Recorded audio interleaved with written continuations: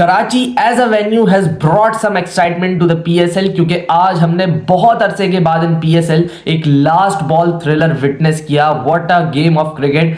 दोनों टीमें neck to neck रही till the very last ball और at the end Peshawar Zalmi ने बाजी मार ली courtesy all round performance from Iftikhar चाचू।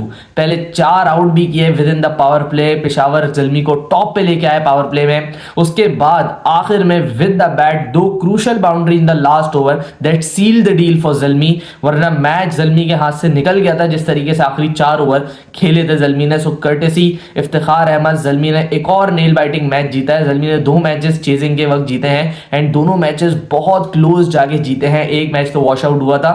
So already a very good start for Peshawar Zalmi season, but unfortunately Hyderabad Kingsman ने भी पिंडीज को ज्वाइन किया है। 4 मैचेस खेले हैं, चारों हारे हैं। So at least currently we are knowing कि ये दोनों टीमें at bottom of the table हो सकती हैं before even the PSL is midway. मैं बहुत उम्मीद कर रहा था कि आज जीत जाए हैदराबाद किंग्समैन ताकि टूर्नामेंट में थोड़ी जान आए, थोड़ा कंपटीशन बने कि टॉप 4 कौन सी टीमें होंगी। बट अनफॉर्चुनेटली एक ऐसा मैच जो कि जबड़े से निकाल लिया था पेशावर ज़ल्मी के, वो फिर से हाथों में थमा दिया। हैदराबाद ने पैचेस के अंदर अच्छी क्रिकेट खेली but over a longer period of time अच्छी क्रिकेट नहीं खेल पाए। बॉलिंग फिर बेहतर हुई, कप्तानी बहुत जबरदस्त हुई, बट बैटिंग के अंदर बहुत सारे लैप्सेस हुए हैं। पावर प्ले के अंदर 4 आउट करवा देना, बिफोर 40 रन 4 आउट करवा देना, अगर आप उस पोजीशन में अपने आप को धकेल दो तो वहां से कमबैक करना बहुत ज्यादा मुश्किल हो जाता है। मैं बात कर लूं अगर हैदराबाद किंग्समैन की बैटिंग की तो येट अगेन ओपन करते हैं साइम अयूब विद मास सदाकत। मैंने टीवी या मैच ऑन किया ये देखने के लिए कि यार आज फायरवर्क्स दिखेंगे हमें, क्योंकि ये एक ऐसा पेयर है जिसको देखने के लिए हम एज अ फैन बहुत ज्यादा एक्साइटेड हैं, क्योंकि ये दोनों वो प्रोस्पेक्ट हैं जिनके ऊपर हम लोग नजर रखे हुए हैं कि ये लोग डिलीवर करेंगे for Pakistan in the near future.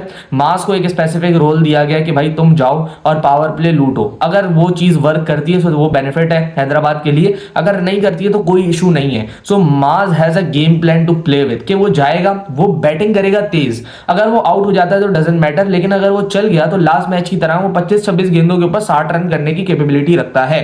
सो मास का वो वाला शॉट खेल के आउट होना तो आई गेस मुझे थोड़ा सा समझ आता है क्योंकि he was playing according to the game plan given to him.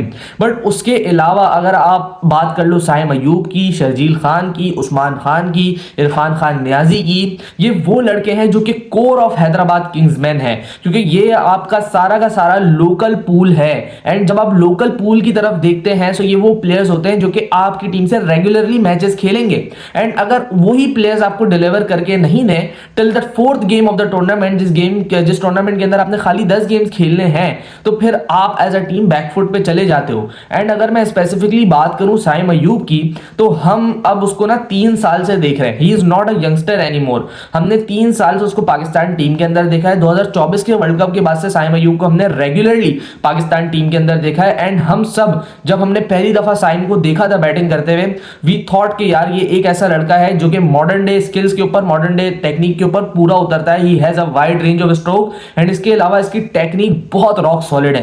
सो उसके अंदर इतना पोटेंशियल हमें दिखता था कि हम लोगों ने उसकी आवाज उठाई कि भाई इसको ओपन कराया जाए T20 के अंदर। उसकी वजह से बाबर रिजवान से ओपनिंग ली गई, साइम को एडजस्ट करवाया गया। एंड मैं समझता हूं पाकिस्तान क्रिकेट में सबसे ज्यादा लकीएस्ट प्लेयर अगर कोई होगा तो वो साइम अयूब होगा, क्योंकि उसने 70-75 T20I गेम्स खेले हुए और 20-22 की एवरेज 130 के स्ट्राइक रेट के साथ वो खेला हुआ है इतने सारे games. Can you imagine Pakistan team जहां पे हर दूसरे मैच तीसरे मैच के अंदर आप किसी प्लेयर को देखते हो बेंच कर दिया जाता है, वहां पे साइम को इतना लंबा रन दिया गया, but still Saim is not living up to his potential. हालांकि वी ऑल थॉट कि यार ये लड़का पाकिस्तान को बड़े लंबे अरसे तक सर्व करेगा, एंड यही चीज हैदराबाद ने भी सोची थी। तभी उन्होंने साइम को 12.5 करोड़ दिए कि भाई अगर ये हमारे पास सेट इन होता है तो ये हमारी एक लॉन्ग टर्म इन्वेस्टमेंट है जो कि हैदराबाद का फेस बनेगा for the next 10 to 15 years. क्योंकि साइम अभी 20-22 साल के हैं, वो नेक्स्ट 10 to 15 ईयर्स हैदराबाद के लिए अगर खेलेंगे तो हैदराबाद किंग्समैन की एक पहचान होगी और वो पहचान साइम अयूब होगा। बट अनफॉर्चुनेटली जो अभी की परफॉर्मेंसेज हैं अगर आप उनको देखोगे तो शायद हैदराबाद को अपना डिसीजन जो है वो रिकंसीडर करना पड़े। एंड पैटर्न ऑफ डिसमिसल अगर आप देखो तो वो सेम है सिंस हिज डेब्यू। साइम के डेब्यू से अगर आप एक चीज देखो कि भाई पैटर्न ऑफ डिसमिसल क्या रहा है, वो डिसमिसल का पैटर्न सेम टू सेम है। आधा शॉट रोक देना, ये उनके दिमाग में पता नहीं क्या चल रहा होता है, which is not allowing him to live to his potential और perform up to his potential. Again आज के दिन भी कोई कन्विक्शन नहीं थी शॉट के अंदर, डबल माइंडेड थे कि मैंने मारना है या रोकना है, एंड उस बीच में वो शॉट को आधा लेके जाते हैं, रोक देते हैं, पूरी पावर ही नहीं अप्लाई करते शॉट के ऊपर। एंड ये चीज हमने सिर्फ पीएसएल के अंदर या एक दो मैचेस के अंदर नहीं देखी है, जब से साइम खेल रहा है तब से मैं उसका एक ही चीज देख रहा हूं कि वो आधे आधे शॉट मार के आउट होता है। सो आई डोंट नो दिमाग के अंदर क्या चल रहा होता है। विद द बॉल भी कोई परफॉर्मेंस नहीं आई है अभी तक इस पीएसएल में, विद द बैट भी कोई परफॉर्मेंस नहीं आई है अभी तक इस पीएसएल के अंदर। We are expecting a lot from him शायद, बट उसके हिसाब से साइम अयूब की जो परफॉर्मेंसेज है वो बिल्कुल जीरो है अभी तक। So he needs to like really concentrate on himself कि वो अपने साथ कर क्या रहा है। अगर वो इस पैच पे कंटिन्यू करेगा so what is his future, कब तक एक टीम, कब तक एक फ्रेंचाइज, कब तक पाकिस्तान टीम आपको बैक करेगी जस्ट फॉर द केस कि आपके अंदर पोटेंशियल बहुत है। ये चीज हम सब मानते हैं एज अ पाकिस्तानी फैन कि तुम्हारे अंदर पोटेंशियल इतना ज्यादा है कि शायद पाकिस्तानी किसी भी प्लेयर के अंदर नहीं है। But what about performances, performances मांगती है हर टीम, हर फ्रेंचाइज। और अगर आपने नेशनल टीम के लिए खेलना है तो रेगुलरली परफॉर्म करना है आपने। बट अनफॉर्चुनेटली यार साइम अयूब जो है ना, अब क्या ही मैं बात करूं उनके बारे में, मैंने इतनी उनके लिए आवाज उठाई, मतलब उतना हम लोग उनको बैक करते हैं साइम अयूब को, बट अनफॉर्चुनेटली इतने सालों से जब परफॉर्मेंसेज नहीं आती है ना, सो ये बहुत ज्यादा बुरा लगता है एक प्लेयर के लिए जिसके अंदर कैपेबिलिटी हो कि वो आगे जाके ऐसा प्लेयर बन पाए कि he might lead Pakistan, he might lead the world cricket with his blistering batting. वो फेज आया था साइम का, हम सब नहीं भूलते वो फेज जो कि 2 सीरीज के लिए आया था।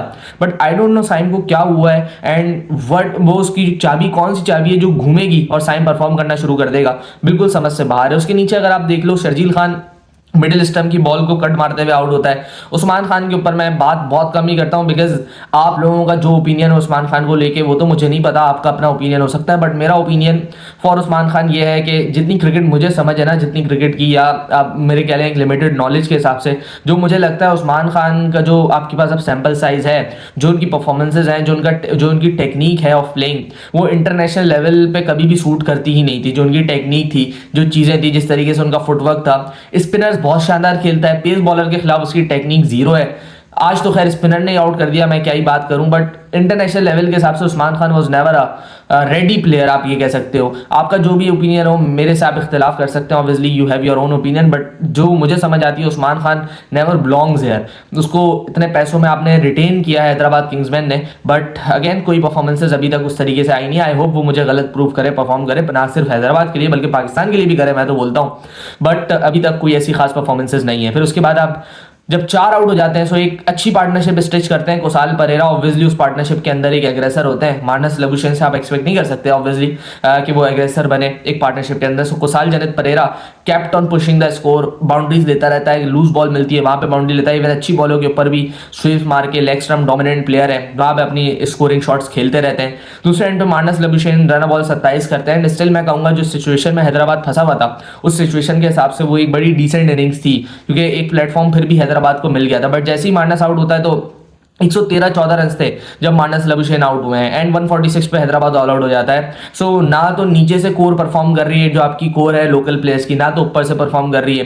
Irfan Khan Niazi he always escapes the criticism, कोई भी उनके ऊपर बात नहीं करता है। हम उनके अंदर ढूंढ रहे हैं एक मिडिल ऑर्डर बैट्समैन जो कि पाकिस्तान की जो भी मुश्किलात जो नीड्स है उसको पूरा कर पाए। बट इरफान खान नियाजी की जो परफॉर्मेंसेज हैं वो तो उनकी एक फ्रेंचाइज के अंदर प्लेस जस्टिफाई नहीं कर रही है फिल वक्त तो। सो पता नहीं कब करेंगे इरफान खान नियाजी भी परफॉर्म, क्योंकि हम तो अभी 2024 के स्टार्ट में या 2025 के स्टार्ट में हम लोग तो ये चाह रहे थे कि इरफान खान नियाजी को एक रेगुलर चांस मिले नंबर 5 नंबर 4 के ऊपर इन T20 आईज। बट जो फॉर्म उनकी है फ्रॉम द लास्ट 1 ईयर, मैंने हर जगह देख लिया उनको बैटिंग करते हुए, कहीं पे भी परफॉर्मेंस नहीं है। As a captain emerging Asia cup के अंदर गए, वहां पे भी कोई परफॉर्मेंसेज नहीं थी। सो आई डोंट नो इरफान भी कब परफॉर्म करेगा, क्योंकि बहुत अरसे से हम लोग देख रहे हैं इरफान ने ना तो कोई बड़ी इनिंग्स खेली है ना तो कोई इंपैक्टफुल इनिंग्स खेली है। Last year in the PSL he was very amazing for Karachi Kings, but इस साल कोई खास परफॉर्मेंसेज फिल वक्त तक आई नहीं है उनके बल्ले से, और बहुत जल्दी आनी चाहिए परफॉर्मेंसेस, क्योंकि everyone is waiting, everyone wants to see Irfan Khan performing. नीचे से भी कोई आपका देखें कोई प्लेयर खड़ा नहीं हुआ, भले वो हसन खान हो, उन्होंने भी कुछ 15-16 ही रन किए होंगे, इससे ज़्यादा तो नहीं किए। एंड 146 एक मीडियोकर एक मॉडेस्ट टोटल के ऊपर बंडल आउट हो जाती है हैदराबाद किंग्समैन। ये जो विकेट था यहाँ पे अगर मैं बात करूँ पार स्कोर की, मेरे ख्याल से लो एंड स्लो था बहुत विकेट। 160 भी अगर बनता ना यहाँ पे सो वो बहुत तगड़ा मैच हमें देखने को मिलता। अभी भी जो मिला, सोचा अगर आप इस विकेट के ऊपर 160 होता तो वो डबली डिफिकल्ट हो जाता फॉर पेशावर ज़ल्मी। एंड आप ये बात भी देखेंगे 10 गेंदों पहले ही हैदराबाद किंग्समैन ऑल आउट हो गए थे। सो इसका मतलब they missed a trick in the middle order, they missed a trick at the top order. Only one partnership was there जिस पार्टनरशिप ने उन्हें उस स्कोर तक भी पहुंचा दिया, वरना वो शायद 100 के अंदर ही बंडल आउट हो जाते। फिर अगर मैं बात करूं पेशावर ज़ल्मी की बैटिंग की, सो हमें एक ब्लिस्टरिंग स्टार्ट देखने को मिला जहां पे पहली गेंद के ऊपर ही छक्का मोहम्मद हारिस ने मारा। एंड ये जो विकेट्स होती है ना, ये इन विकेट्स के ऊपर आप एक चीज नोटिस कर रहे हैं, और बार बार ये मैं चीज दोहराता हूं, जो लो विकेट्स होती हैं, स्लो विकेट्स होती हैं, जहां पे बॉल फंसता है, उन विकेट्स के ऊपर ना पावर प्ले बहुत इंपॉर्टेंट होता है, क्योंकि नया बॉल हमेशा स्किट करता है ऑन द बैट, नया बॉल बहुत अच्छा आता है बल्ले के ऊपर। सो जो पावर प्ले टीम जीत जाती है ना, वो फिर मैच के अंदर डोमिनेट करती है मोस्ट ऑफ द ओकेजन्स पे। और पावर प्ले ज़ल्मी ने इसी वजह से तेज भी खेलने की कोशिश की कि हमें आखिर में इतना ज्यादा स्कोर चेज करने को ना मिले। पावर प्ले में बॉल अच्छा आता है, बट जैसे ही बॉल सॉफ्ट होने लगता है, that was the time where ball फिर फंसना शुरू हो जाता है into the wicket, double pace होना शुरू हो जाता है, कोई बॉल तेज आएगा, कोई बॉल फंस जाएगा। एंड स्पेशली जब फास्ट बॉलर्स या स्पिनर्स दूर आपसे खींची हुई लेंथ पे बॉलिंग करें ना, स्पेशली कटर्स, वो फिर फंस के आती है, एंड वो मुश्किल हो जाता है फॉर अ बैट्समैन कि उसको खींचना या रोकना। इवन सिंगल डबल्स भी एट टाइम्स बहुत ज्यादा मुश्किल हो जाते हैं due to the pace of wicket. So इसीलिए पावर प्ले में आप देखेंगे कुसाल मेंडिस आया, उसने भी कोशिश की कि मैं स्कोर रेट को चला के रखूं, बाबर ने इवन कोशिश की कि मैं स्कोरिंग रेट को चला के रखूं। हारिस का तो स्पेशली रोल ही यही है कि वो पावर प्ले को यूटिलाइज करे। अनफॉर्चुनेटली जल्दी आउट हो गया वो, एक छक्का एक चौका मार के Maheesh Theekshana got better of him. लेकिन उसके बाद जब पावर प्ले खत्म हुआ, so typical Babar and Kusal Mendis वाली गेम शुरू हो गई, जहां पे स्कोरिंग रेट तो मतलब अब छोड़े हिलना ही वो बंद हो गया, सिंगल डबल भी स्टॉप हो गया उस फेस के ऊपर। सो वो एक कंसर्निंग पॉइंट जरूर था फॉर पेशावर ज़ल्मी। वहां पे अगर वो लोग एटलीस्ट सिंगल डबल भी चलाते रहते, सो उनको एक मौका नहीं मिलता हैदराबाद को मैच में कमबैक करने का, बट उस फेस की वजह से मैच में कमबैक करने का मौका मिला। एंड बाबर की मैं अगेन बात करूंगा, मुझे टाइम लेने से उनके कोई हर्ज नहीं था, बिकॉज विकेट की डिमांड ये थी, कंडीशंस की डिमांड ये थी कि एक बैटर पूरी इनिंग्स खेले, 146 का टारगेट था, कोई बड़ा टारगेट नहीं था। सो एक डिमांड थी उस टाइम पे कि बाबर लंबा खेले, लंबी बैटिंग कर जाए, कोई इशू नहीं है। बट देन जब आप 35-40 बॉलें खेल रहे होते हो ना, 35-40 बॉलें आपको पता है कितनी होती T20 गेम के अंदर, it is almost 20% of your team's innings. तो अगर एज अ बैटर कोई batter 20% of the team's inning खेल रहा है, तो उसके ऊपर फिर फर्ज बन जाता है कि वो मैच को फिनिश करके आए। बीच में अगर वो मैच को छोड़ के जाता है या आउट हो जाता है, दैट इज अ क्राइम, क्योंकि जब आप इतनी बॉलें ले लेते हो, फिर पूरी टीम की जिम्मेदारी आपके ऊपर होती है। एंड गिवन द फैक्ट, ऐसी विकेट्स के ऊपर नए बैटर के लिए हमेशा मुश्किल होता है बैटिंग करना। जो बैटर सेट हो जाता है ना, उसको फिर भी बॉल और विकेट का पेस जो है ना, इन जैसी विकेट्स के ऊपर समझ आ रहा होता है, बट नया बैटर आएगा वो हमेशा फंसेगा, बिकॉज विकेट जो है वो डबल पेस थी ये वाली। सो बाबर आजम के ऊपर ड्यू था तो वो मैच को फिनिश करें। एंड मुझे ना एक बात बिल्कुल समझ नहीं आती है, हारिस रऊफ से आप सवाल करें कि हारिस भाई आपने इतने मैचेस अब हरवा दिए पाकिस्तान को और अपनी फ्रेंचाइज को वाइल्ड डिफेंडिंग, क्या आप इसके ऊपर काम कर रहे हैं? तो उनका जवाब आता है कि मैंने बहुत मैचेस बचाए भी हैं। बाबर आजम से पूछा जाता है कि बाबर भाई आपसे उम्मीद की जाती है कि आप मैचेस को फिनिश करें, लेकिन आप मैचेस को फिनिश नहीं कर पाते, क्या आप इसके ऊपर काम कर रहे हैं? तो बाबर आजम का जवाब आता है मैंने बहुत मैचेस फिनिश किए। तो ऐसे कौन से मैचेस हैं जो कि आवाम को नहीं दिख रहे हैं, जो बाबर ने फिनिश किए और हारिस ने बचाए?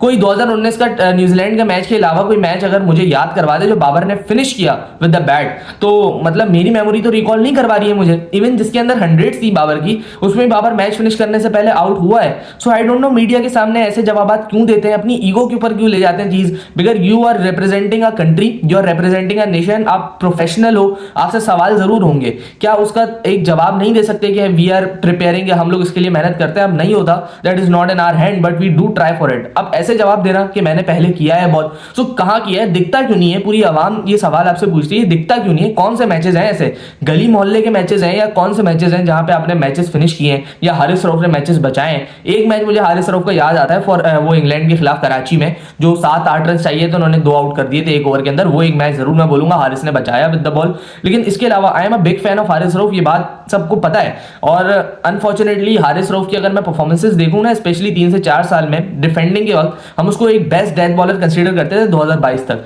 लेकिन आप हर मैच उठा के देखें, हारिस रऊफ का कंट्रीब्यूशन बहुत सिग्निफिकेंट होता है अपोजिट टीम की विनिंग में, जब भी डिफेंडिंग की बात आती है फॉर पाकिस्तान या किसी भी टीम के खिलाफ। आपको एक मैच में अगर याद दिलाऊं, 2022 का इवन वो मैच था मुल्तान सुल्तान वर्सेस लाहौर कलंदर, 1 ओवर में कोई 17 या 16 रन चाहिए थे, खुशदिल शाह ने 5 बॉलों पे 5 चौके मारे थे हारिस रऊफ को। और इससे अनगिनत मैचेस हैं, इरफान खान न्याजी ने पिछले साल मारा, इस साल अब्बास अफरीदी ने मार दिया। सो बहुत सारे मैचेस हैं, मैं क्या क्या गिनवाऊं यहाँ पे। सो पता नहीं कैसे प्रेस को ऐसे जवाब मिल जाते हैं या दे देते हैं ये लोग, I don't know, I don't get the reason.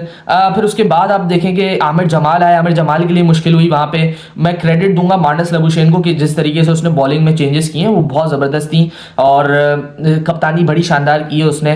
जिस तरीके से स्पिनर्स को इस्तेमाल किया, फास्ट बॉलर्स को रोका उसने, पावर प्ले में बॉलिंग नहीं कराई, इवन आफ्टर पावर प्ले भी बॉलिंग नहीं कराई, जब बॉल ओल्ड हुआ तब लेके आया बॉलर्स को। मोहम्मद अली को क्रेडिट जाता है परफेक्ट यॉर्कर्स एग्जीक्यूट करने का। इवन पहला ओवर भी अली ने बड़ा अच्छा किया था। अनफॉर्चुनेटली एक लकी बाउंड्री मिली थी वहां पे बाबर को, लेकिन उसके अलावा जो बॉल्स थी वो बड़ी शानदार बॉलें उसने की थी। सो हैदराबाद ने बहुत तेज और बहुत अच्छी एफर्ट की थी। हुनैन ने भी अच्छी बॉलिंग की थी। अनफॉर्चुनेटली आखिरी ओवर में प्लान्स एग्जीक्यूट नहीं हो पाए अगेंस्ट इफ्तिखार अहमद। इफ्तिखार को तो 2 बॉल पाले में मिली थी, एक पे तो उसने छक्का मार दिया, एक मिस हो गई थी उससे।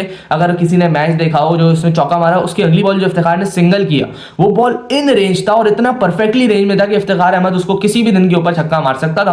वो मिस हुआ। अगला बॉल फिर उन्होंने ट्राई किया कि मैं यॉर्कर मारूं, एंड वो फिर मार्जिनली मिस हुआ, and Iftikhar took toll of it. और इफ्तिखार के खिलाफ I guess they missed a trick, और वो ट्रिक सिंपली यही थी कि इफ्तिखार को हम लोगों ने ना इतना क्रिकेट खेलते हुए देख लिया कि हर किसी को पता है कि उसकी रेंज ऑफ शॉट्स क्या है, या तो वो मिड विकेट या तो वो सामने, ये इसका एक रीजन है, वो यहीं पे मारते हैं, इसके अलावा वो नहीं मारते। क्योंकि जो उनका शफल है या ट्रिगर मूवमेंट आप उसको बोल रहे हैं, वो बैक एंड अक्रॉस है, एंड जब आप अक्रॉस जाते हो ना तो आपका फ्रंट फुट फिर भी अक्रॉस ही जाता है, वो कभी भी इस साइड पे यानी ऑफ स्टंप की साइड पे नहीं जाता। तो जब आपका फ्रंट फुट ऑफ स्टंप पे नहीं जाएगा तो ऑफ स्टंप की बॉलें आपको फैच करना मुश्किल हो जाएगी। तो वाइड यॉर्कर्स हमने देखा है कि जितनी भी इंटरनेशनल टीम्स है इफ्तिखार के खिलाफ जो प्लान बनाएंगे वो वाइड यॉर्कर्स वाला ही प्लान एग्जीक्यूट करती हैं। वहां पे इफ्तिखार जो थे बिल्कुल फारिग हो जाते थे।